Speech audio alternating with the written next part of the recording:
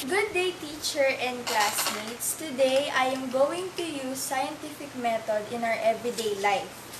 Because scientific method follows different method or process to apply, we can also use this in our everyday life by applying those steps. Also, because from what we have learned, science is part of our daily routine and we can see the work of science everywhere. Now we will see if we can apply a part of science inside of our house. Here in our house, I saw flickering light.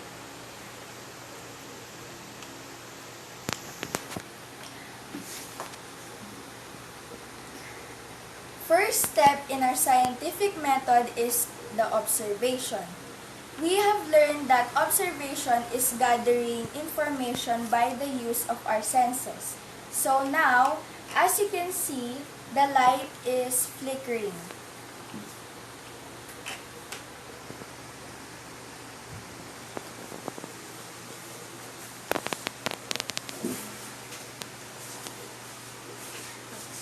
It is color black and the other lights are on while this is not and it's flickering.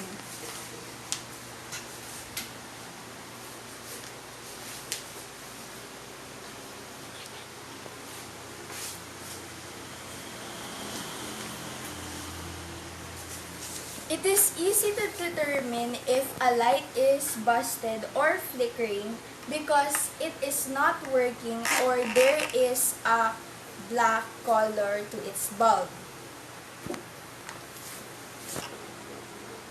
Now that we already observed, we will now start the hypothesis.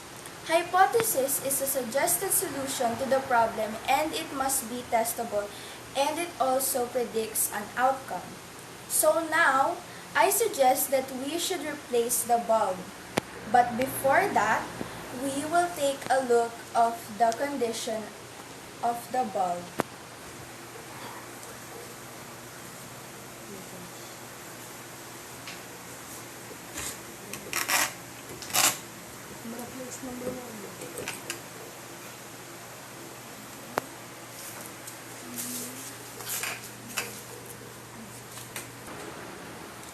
And what if the bulb is not busted? What if the bulb lighted without a problem in another socket of light bulb? What if the switch is the problem? We are going to know the right solution after taking several more steps. Now, let's go with the experiment. Experiment. Experiment is the procedure to test the hypothesis. Now we are going to make an experiment in order to test what is the best solution to prove our hypothesis. First, we should know our variable. Our variable is the busted light or flicking light. To have a valid or good experiment, we should have only one variable.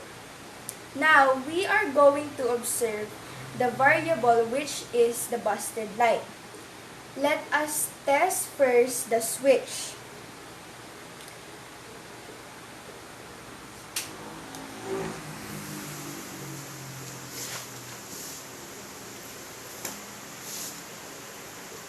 Let's take on or off.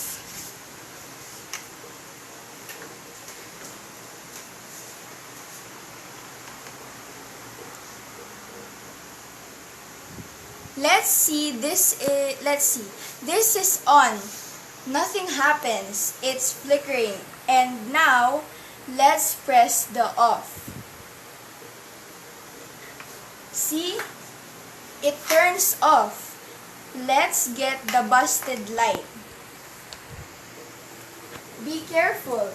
And this should not be done by children or adolescents like us. We should ask for help for an adult like my Ate Jessie. Now, let us see what will happen if we put this light in another socket of light bulb. Let's try there, Ate Jessie. See?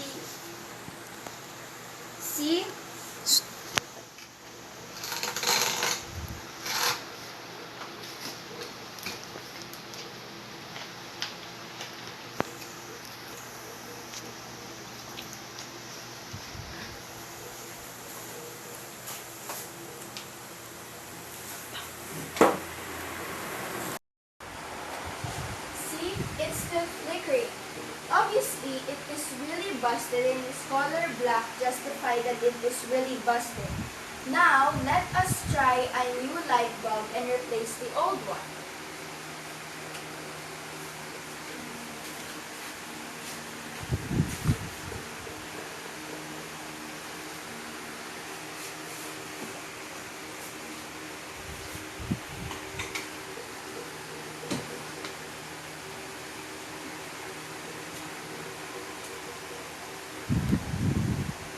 This is the old one and this is the new light bulb.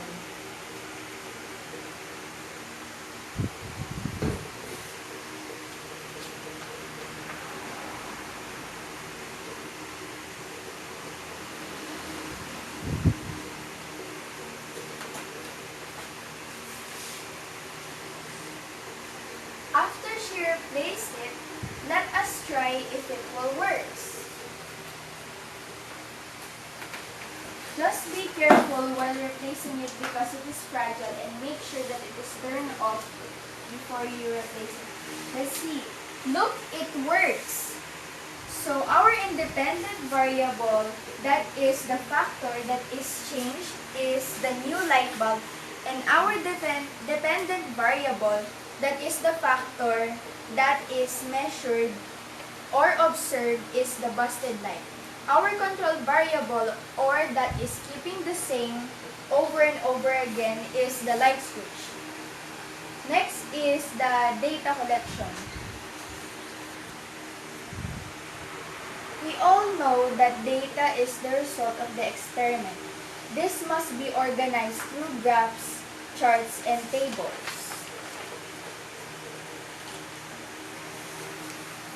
Experiment for the busted light. Busted light or flickering light, observe its color. Observe the light and it does not light. The surroundings are dark. Tested in other socket light bulb. It does not work. Light switch. Being tested, it's on or off several times, not defective. New light bulb. Replace the old light bulb. It works after the replacement. It is being tested again to ensure that it works, and after retest, it really works. Lastly, next is the conclusion. Is the answer to the hypothesis based on the data obtained from the experiment? Well, I therefore conclude that the light is busted as we try different methods in identifying the solutions. I come up with the solution and answer to the problem. It is that I should replace the busted light by a new one because the switch is not the problem nor the socket of the light bulb, but the light bulb itself. Lastly is the retest. In order to verify the results, experiment must be tested. Now, let's try again if the replaced bulb will light when I press the switch.